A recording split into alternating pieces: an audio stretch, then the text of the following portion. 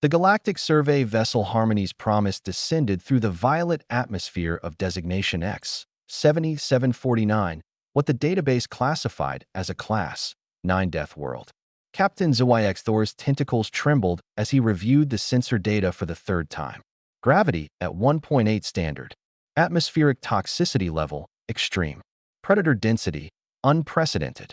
Survival probability for standard galactic species, 0.003%. Captain, his science officer chirped nervously. I must again protest this madness. The humans should not. The humans insisted. ZYX Thor interrupted, his translator struggling with the resignation in his voice. Their contract is clear. They scout. We observe. In the deployment bay, Emma checked her rifle one last time while Jack adjusted the straps on his pack. Around them, the rest of the human scouting team made final preparations with an ease that made the alien crew members retreat to what they considered safe distances. Readings show the local fauna masses up to 4 tons, Jack said, scrolling through his datapad. Venomous, carnivorous, territorial. The plants excrete acid. The water is laced with heavy metals. Emma grinned, that peculiar expression that never failed to unsettle their alien employers. So, like camping in Australia? Jack laughed, with a bit of Detroit thrown in for flavor. The bay doors opened, and immediately alarms shrieked throughout the ship. Emergency bulkheads slammed down. Atmosphere rushed out into the toxic air of X, 7749.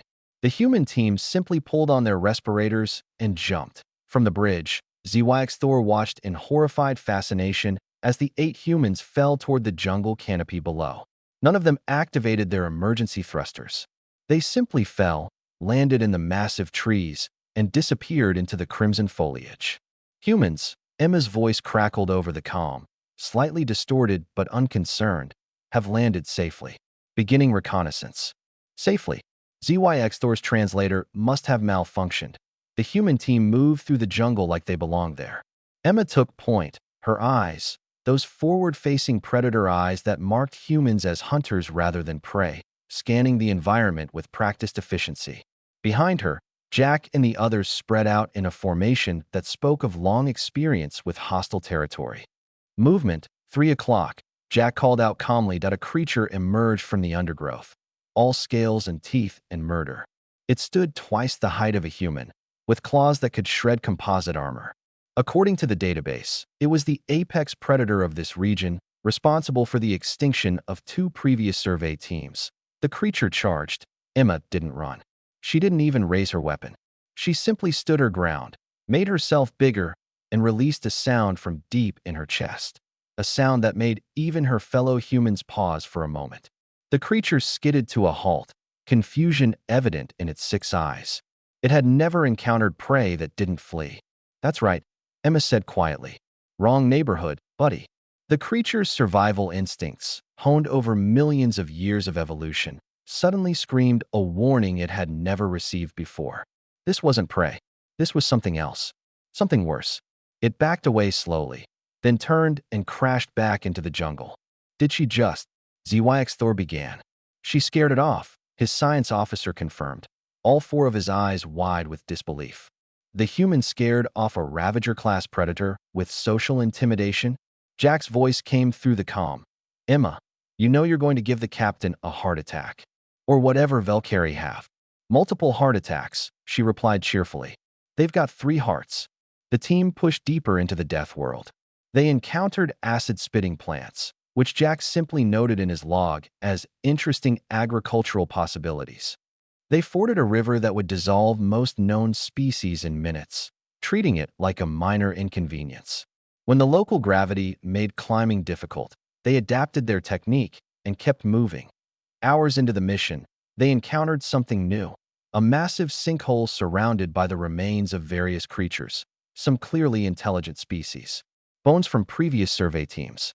A graveyard of failed expeditions. Probable nest site, Emma assessed. Something big lives down there. Should we investigate? One of the team members asked. Jack consulted his datapad. Mission parameters say gather intel on indigenous threats. We've got time.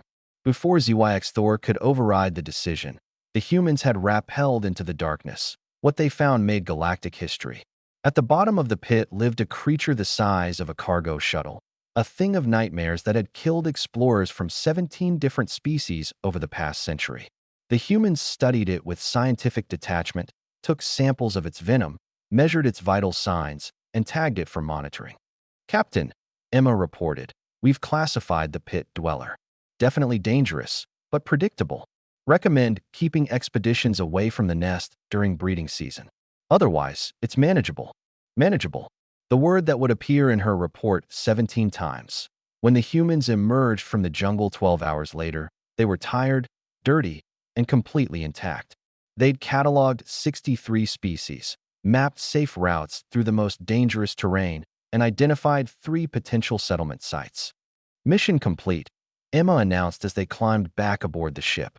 X-7749 is cleared for Class C colonization with standard precautions. ZYX Thor stared at her. "Standard precautions? This is a Class 9 death world." Emma shrugged, pulling off her respirator. "Captain, with all due respect, I grew up in Detroit. Jack here is from rural Australia. Compared to Friday night at the corner store or a casual bushwalk, this place is a vacation resort." "She's not wrong," Jack added, cracking open a ration pack. "Though I wouldn't recommend it for the softer species." "No offense." "None taken." ZYX Thor lied. As the ship lifted off, leaving the death world behind, the captain updated his log. He noted the successful survey, the human team's performance, and added a personal observation that would later be cited in xenopsychology texts across the galaxy. Recommendation: when humans describe their homeworld as mostly harmless, understand this is comparative. Comparative to what? We may never fully comprehend.